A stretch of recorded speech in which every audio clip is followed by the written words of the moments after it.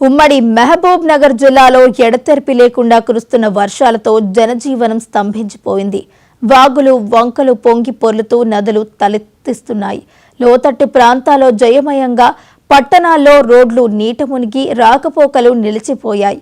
మరోవైపు కృష్ణానది కూడా పరవళ్లు తొక్కుతోంది. ఈ వర్షాల కారణంగా వేల ఎకరాల్లో పంట నీట మునిగి రైతులు తీవ్రంగా నష్టపోయారు. ఈ వర్షాల ప్రభావంపై మరింత సమాచారాన్ని మా ప్రతినిధి గురుప్రసాద్ అందిస్తారు. ఉమ్మడి పాలమూరు జిల్లాలో గత వారం రోజులుగా ఎడతెరిపి లేకుండా వర్షాలు కురుస్తున్నాయి. ఈ నేపథ్యంలో వాగులు వంకలు పొంగిపొరుతున్నాయి. మనం విజువల్స్లో చూడొచ్చు, చెక్ డ్యామ్లు కూడా అలుగుపోస్తున్నాయి. ముఖ్యంగా ఉమ్మడి పాలమూరు జిల్లాలో చాలా చోట్ల కూడా చెక్ డ్యామ్లు అలుగుపోస్తున్న పరిస్థితి. దేవరకద్ర నియోజకవర్గంలో కూడా ఇదే పరిస్థితి కనిపిస్తుంది.